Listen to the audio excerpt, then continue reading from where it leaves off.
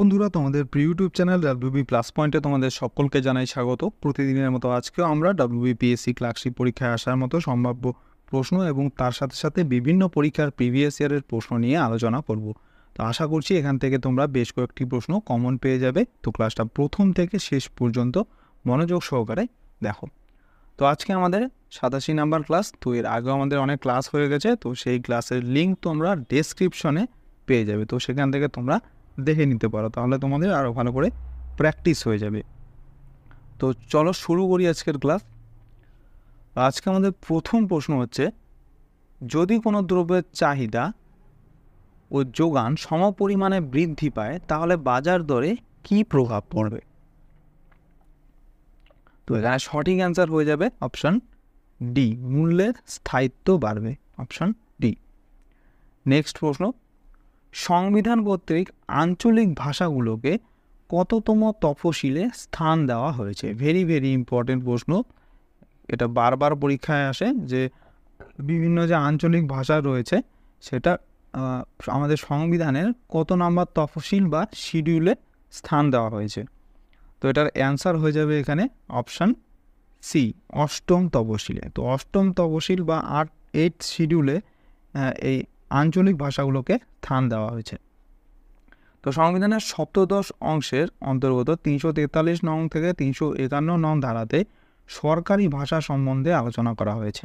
সংবিধান চালু হওয়ার সময় অষ্টম তফসিলে মোট 14টি ভারতীয় ভাষার উল্লেখ ছিল, অর্থাৎ আগে মোট 14টি ভাষার উল্লেখ ছিল এবং পরে বর্তমানে মোট ভাষার সংখ্যা হচ্ছে 22টি, অর্থাৎ বর্তমানে এখন 22টি ভাষা রয়েছে এই 8 নাম্বার শিডিউল বা 8 নাম্বার তফসিলে। পরের প্রশ্ন, রাজ্য সরকারের চূড়ান্ত ক্ষমতা আছে কিসের উপরে? রাজ্য তালিকা, কেন্দ্রীয় তালিকা, যুগ্ম তালিকা নাকি রাজ্য ও যুগ্ম তালিকার উপর? এটাও কিন্তু খুবই ইম্পর্টেন্ট প্রশ্ন। তো মনে রাখবে যে রাজ্য সরকারের চূড়ান্ত ক্ষমতা থাকে হচ্ছে শুধুমাত্র রাজ্য তালিকার উপরই, অর্থাৎ রাজ্য তালিকায় যে সংস্থা রয়েছে সেই সংস্থার ওপরেই হচ্ছে রাজ্য সরকারের চূড়ান্ত ক্ষমতা থাকে। তো ভারতীয় সংবিধানের সপ্তম তফসিলে 3টি তালিকা রয়েছে, যথা ইউনিয়ন তালিকা, রাজ্য তালিকা এবং যুগ্ম তালিকা, যা নির্দিষ্ট বিষয়গুলির বিষয়ে কেন্দ্র এবং রাজ্যগুলির মধ্যে ক্ষমতার বিভাজন দেখায়। নেক্সট প্রশ্ন, সুলতান হওয়ার আগে ইলতুৎমিশ কোথাকার শাসক ছিলেন? তো মনে রাখবে সুলতান হওয়ার আগে ইলতুৎমিশ হচ্ছে বদাউনের শাসক ছিলেন। তো শামসুদ্দিন ইলতুৎমিশকে দিল্লি সুলতানের প্রকৃত প্রতিষ্ঠাতা বলা হয়। কুতুবউদ্দিন আইবকের শুরু করা কুতুব মিনারের কাজ ইলতুৎমিশ শেষ করেছিলেন, আর তিনি আজমিরে একটি বিখ্যাত মসজিদ তৈরি করেন। পরের প্রশ্ন, শিখদের নবম গুরু কে ছিলেন? এটা তো তোমরা অনেকেই পারবে, খুবই ইম্পর্টেন্ট প্রশ্ন, বারবার পরীক্ষায় আসে। তো মনে রাখবে শিখদের নবম গুরু ছিলেন হচ্ছে তেগ বাহাদুর। আর তেগ বাহাদুরকে কে হত্যা করেছিল এটা তোমরা নিচে কমেন্টে জানাবে। তো নবম শিখ গুরু তেগ বাহাদুরের উপাধি ছিল হচ্ছে পাকালা দে বাবা। নেক্সট প্রশ্ন, চরম অজ্ঞতা থেকেই চিরস্থায়ী বন্দোবস্ত সৃষ্টি হয়, এই কথাটি কে বলেছেন? তো এখানে সঠিক অ্যান্সার হয়ে যাবে অপশন ডি, এডওয়ার্ড থর্নটন এই কথাটি বলেছিলেন যে চরম অজ্ঞতা থেকে চিরস্থায়ী বন্দোবস্ত সৃষ্টি হয়। পরের প্রশ্ন, রবার্ট ক্লাইভ প্রণীত দ্বৈত শাসন ব্যবস্থা বা ডুয়াল সিস্টেম অফ গভর্নমেন্ট এর অবসান কে ঘটিয়েছিলেন?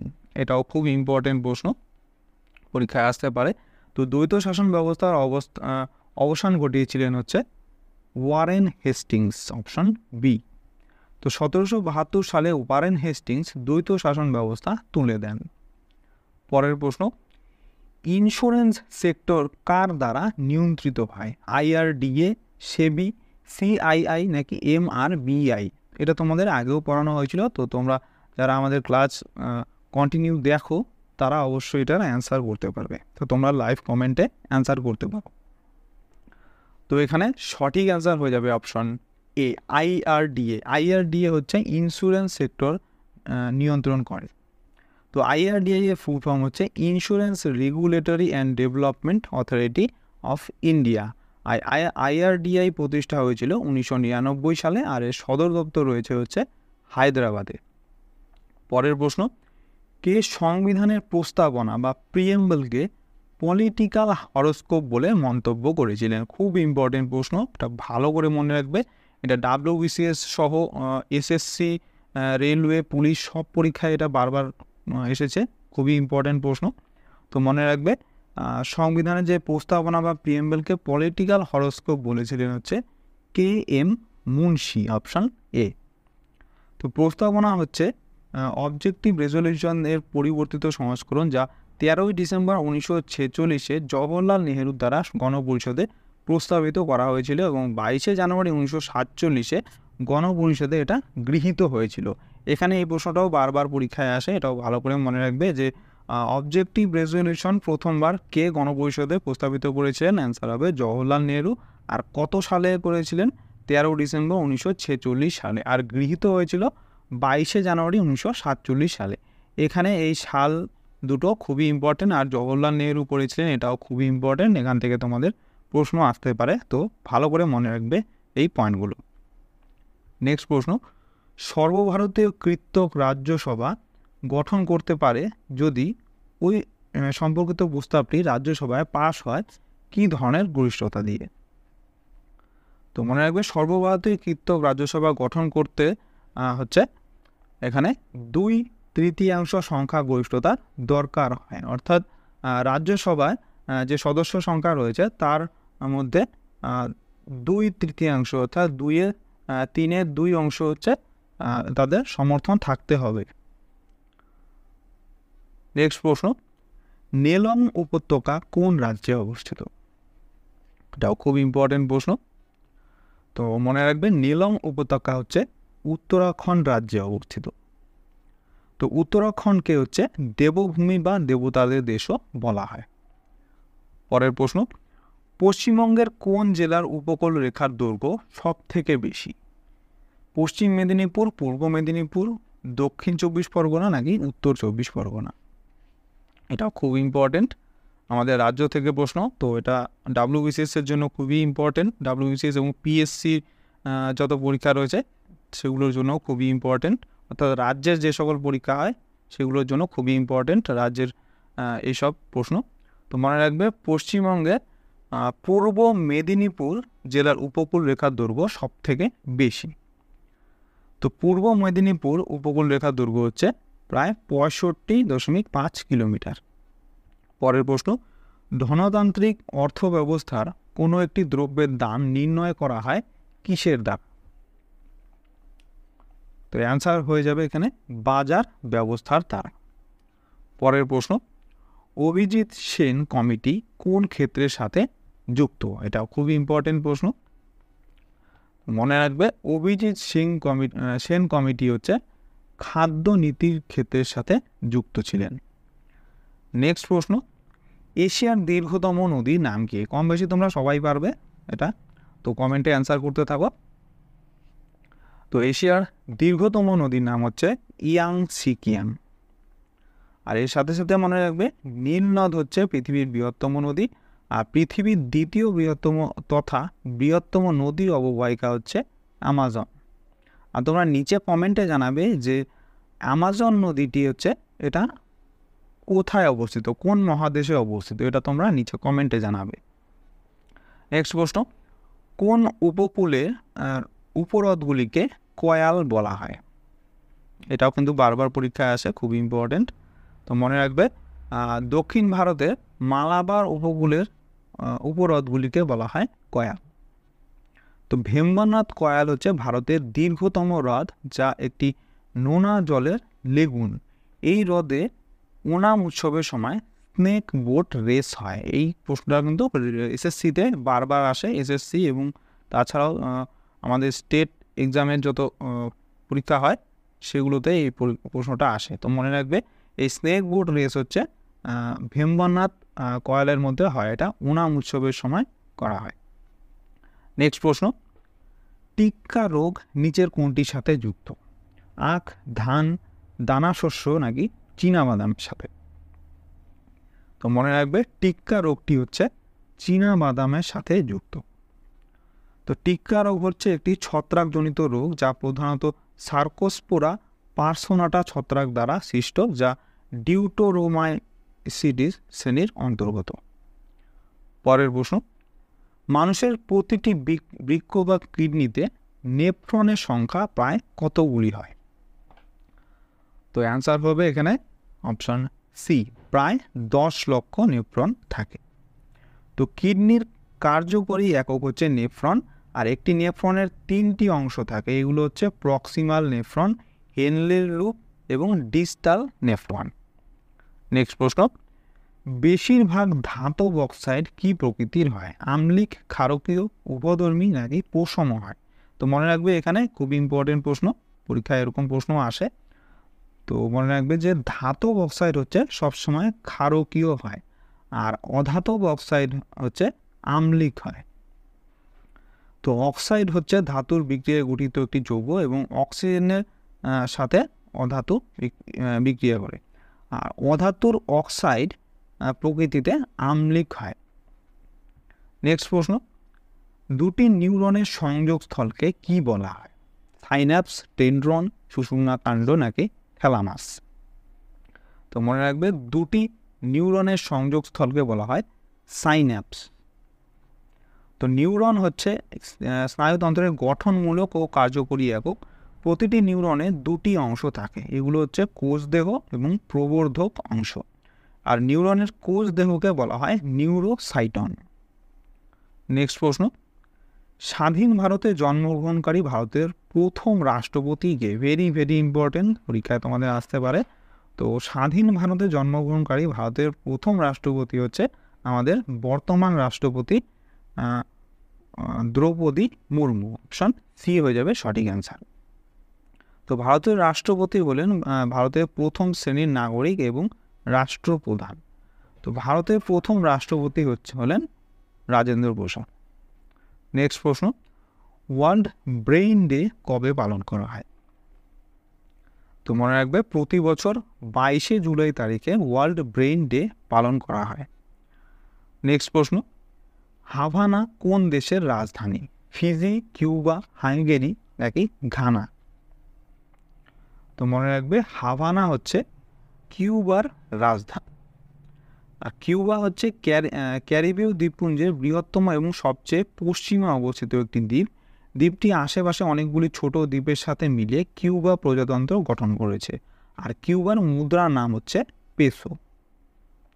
আর তোমরা নিচে কমেন্টে জানাবে যে এই পেসো মুদ্রা আর কোন কোন দেশের আছে, এটা তোমরা নিচে কমেন্টে জানাবে।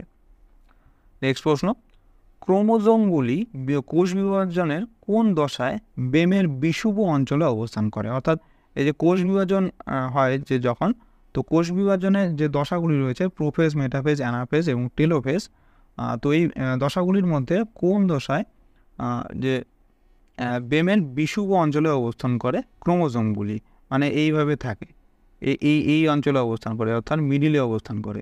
তো এটা সঠিক অ্যান্সার হয়ে যাবে এখানে অপশান বি, মেটাফেজ। তো মেটাফেজ দশায় হচ্ছে ক্রোমোজোমগুলি বেমের বিষুব অঞ্চলে অবস্থান করে, অর্থাৎ মাঝখানে অবস্থান করে। নেক্সট প্রশ্ন, পিসার হেলানো গির্জা কোথায় অবস্থিত? এটাও খুব ইম্পর্টেন্ট প্রশ্ন। তো অ্যান্সার হয়ে যাবে এখানে অপশন ডি, ইটালিতে হচ্ছে পিসার হেলানো গির্জাটি অবস্থিত। পরের প্রশ্ন, নিষিদ্ধ নগরী কোন শহরকে বলা হয়? তো এটা আমাদের পাশেরই দেশ, তো এটা হচ্ছে লাসা বা তিব্বত। তো তিব্বতের লাসা হচ্ছে নিষিদ্ধ নগরী নামে পরিচিত। পরের প্রশ্ন, পশ্চিমবঙ্গের প্রথম মুখ্যমন্ত্রী কে ছিলেন? এটাও খুব ইম্পর্টেন্ট প্রশ্ন, আমাদের রাজ্যের যত রকমের পরীক্ষা হয় সব রকমের পরীক্ষার জন্য খুব ইম্পর্টেন্ট। তো মনে রাখবে পশ্চিমবঙ্গের প্রথম মুখ্যমন্ত্রী ছিলেন হচ্ছে প্রফুল্লচন্দ্র ঘোষ। Option D. তো তিনি স্বাধীন ভারতের পশ্চিমবঙ্গের প্রথম মুখ্যমন্ত্রী ছিলেন। তিনি এরপর 2 বার নিয়ে মোট 3 বার পশ্চিমবঙ্গের মুখ্যমন্ত্রী হয়েছিলেন। পরের প্রশ্ন, টেস্ট ক্রিকেটে ভারতের প্রথম অধিনায়ক কে ছিলেন? ভেরি ভেরি ইম্পর্টেন্ট, পরীক্ষায় আসতে পারে এবং বারবার পরীক্ষায় এসেছে, এটা খুব ইম্পর্টেন্ট। তো মনে রাখবে টেস্ট ক্রিকেটে ভারতের প্রথম অধিনায়ক ছিলেন হচ্ছে সি.কে. নাইডু। Option B. আর এর সাথে সাথে মনে রাখবে যে সি.কে. নাইডু নামে একটি ট্রফিও হয় যেটা ক্রিকেটের সাথে সম্পর্কিত, এর সাথে সাথে এটাও মনে রাখবে। তো মহারাষ্ট্রের নাগপুরে জন্মগ্রহণকারী বিখ্যাত ভারতীয় আন্তর্জাতিক ক্রিকেটার ছিলেন তিনি সিকে নাইডু। আর ভারত ক্রিকেট দলের অন্যতম সদস্য ছিলেন সিকে ডাক নামে পরিচিত সিকে নাইডু। নেক্সট প্রশ্ন, পর্যায় সারণীর কোন গ্রুপে কঠিন, তরল, গ্যাসীয় এই 3 ধরনের মৌলই দেখতে পাওয়া যায়? খুব ইম্পর্টেন্ট প্রশ্ন।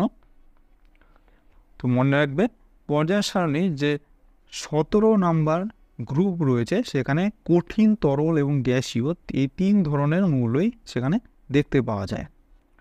নেক্সট দেখো, এখানে গ্রুপ 17কে বলা হয় হচ্ছে হ্যালোজেন গ্রুপ, আর গ্রুপ 18কে বলা হয় নিষ্ক্রিয় মৌল গ্রুপ।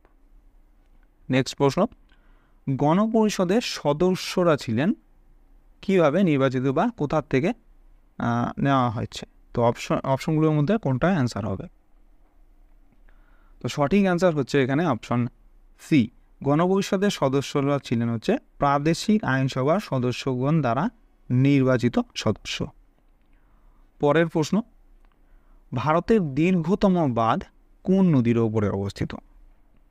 তো এটার অ্যান্সার হয়ে যাবে এখানে অপশন এ, মহানদী। তো মহানদী ওপর হচ্ছে ভারতের দীর্ঘতম বাঁধটি অবস্থিত। তো হীরাকুদ বাঁধ ভারতের দীর্ঘতম বাঁধ, তালচের তাপবিদ্যুৎ কেন্দ্র মহানদীর তীরেই অবস্থিত। নেক্সট প্রশ্ন, নিম্নলিখিত কোন রাজ্যে গোন্ডস উপজাতি সবথেকে বেশি দেখতে পাওয়া যায়? খুব ইম্পর্টেন্ট প্রশ্ন।